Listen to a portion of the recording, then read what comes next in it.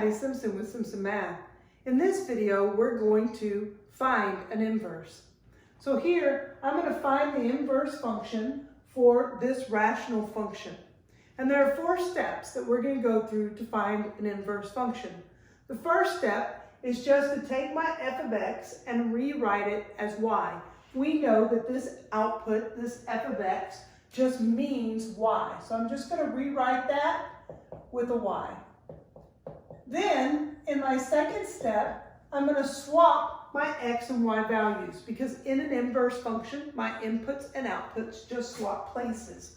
So everywhere I have an x, I'm in a y, I'm going to write an x. And everywhere I have an x, I'm going to write a y. Next, I need to solve for y. So I need to get y by itself. The first thing I want to do is get rid of this fraction. I'm going to multiply both sides by the denominator. So I'm going to multiply that side by y minus 5 and this side by y minus 5. When I do, this becomes 1, and it leaves me with 3y plus 2. Over here I can distribute that x so that I have xy minus 5x. Now when I'm solving for y, I need all my y's on one side and I need everything else on the other. So I'm going to subtract 3y from both sides to get these y's on the same side. And I'm going to add this 5x to both sides to get it. It doesn't have a y there, so I'm going to add that 5x to both sides to get it on the other side. So here, this becomes 0, and it leaves me with 2 plus 5x. This becomes 0, and I'm left with negative 3y plus xy. Now I still need y by itself. So somehow or another I need to pull that y away from the rest of it. So I'm going to factor out that y. And it leaves me with negative 3 plus x. Now, I almost have y by itself. I just need to divide both sides by this negative 3 plus x.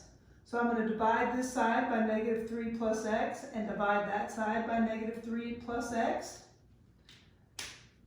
And when I do, this becomes 1, and I'm left with y equals 2 plus 5x over negative 3 plus x.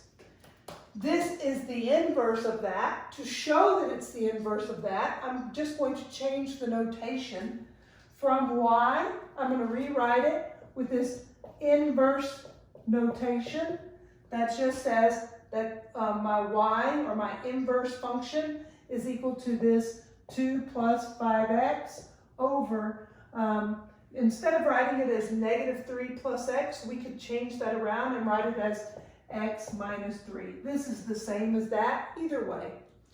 To check myself to make sure that these are actually inverses, what I can do is just pick some value, any value, to plug in there or to substitute in for x.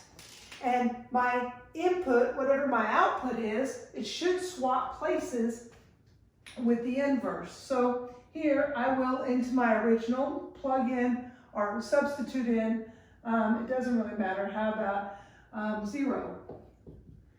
If we substitute in 0 there, I'm going to take and 3 times 0 plus 2 over 0 minus 5. That's 0 plus 2 is 2, and that leaves me with negative 5. So my input was 0, and my output was negative 2/5. Now, if they truly are inverses, then when I input negative 2/5 into this one, I should get out 0. So let's try it. Let's put in a negative 2/5. So 2 plus 5 over negative 2/5. Just inputting that where I see x. Over 2/5 minus 3. Well, on top there, this 5 and that 5 becomes 1. So I have 2 minus 2 on top. On bottom, I need to make a common denominator. So I have negative 2/5 minus 15/5. It doesn't really matter what's on bottom, because on top I have 2 minus 2, which is 0, and 0 divided by a negative 17/5 is still going to be 0. Notice that my input and my output swap places so that I had my input and my output. That's what happens with inverse functions. So there's our examples of inverse functions. Math made simple at Simpson Math. Thanks for watching.